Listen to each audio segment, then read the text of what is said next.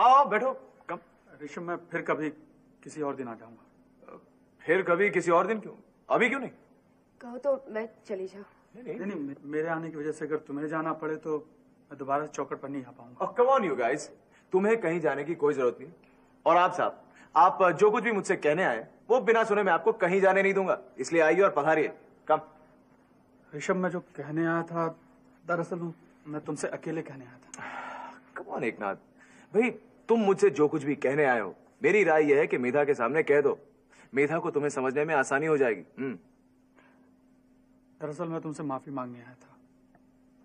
माफी इसलिए नहीं कि ऋषभ मल्होत्रा मुझे पार्टनरशिप का ऑफर कर रहा था, बल्कि माफी इसलिए कि मेरा एक अजीज दोस्त मुझे एक तोहफा दे रहा था जो मैं नामंजूर कर गया।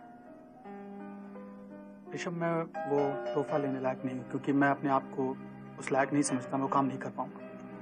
नहीं एकनाथ, तुम्हारी ये बात सरासर गलत है। मैं इस बात से बिल्कुल सहमत नहीं। अगर तुमने वो जिम्मेदारी संभाल ली होती तो मैं जानता हूं कि तुम उस जिम्मेदारी पर खरे उतरे होते। ऋषभ, खराब तो मैं तब उतरता जब मेरा बचपन मजदूरों की बस्ती में न बीता होता। दिमाग की कच्ची जमीन पर मजदूरों के दुखों ने अपने पांव के निशान बना दिए थे। दिहाड़ी पर काम करने वाले मजदूरों की बस्ती थी वो, जहां आदमी दिन भर कोल्हू के बैल की तरह काम करके रात में खाने का राशन घर पर लाता, तब कहीं जाकर खाना बनता और बच्चों की भूख मिट पाती थी।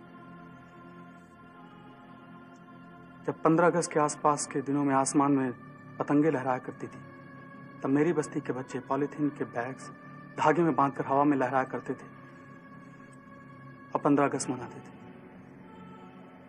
किसी त्योहार पर माँ अपनी फटी हुई साड़ी के कपड़े से बच्चों के लिए नए कपड़े बनाती थी। ऋषभ, बहुत गरीब बस्ती थी वो। ऐसा लगता था जैसे जिंदगी कोई बदला ले रही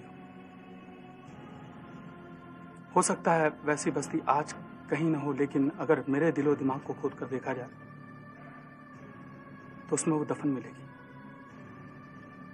और मैंने बहुत पहले कसम खाई थी कि ऐसे जीवन को मैं जिंदगी जैसा बनाने की कोशिश करूंगा। ऋषभ, आज जब भी मैं घी में चुपड़ा हुआ निवाला उठाता हूं तो मुझे उस बस्ती की याद आती है। तो मैं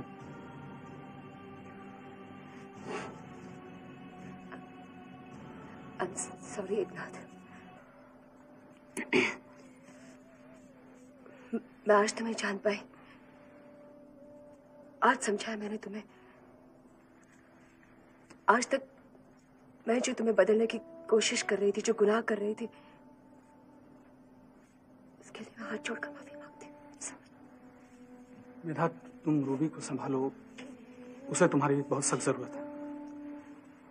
और ऋषभ, जिसके दिमाग में पूरी बस्ती बसी हो, वो किसी फैक्ट्री का मालिक कैसे बन सकता है? चलो ठीक है, फैक्ट्री के मालिक भले ही ना बने, लेकिन किसी फैक्ट्री के मालिक के दोस्त बनने में तो कोई एतराज नहीं है।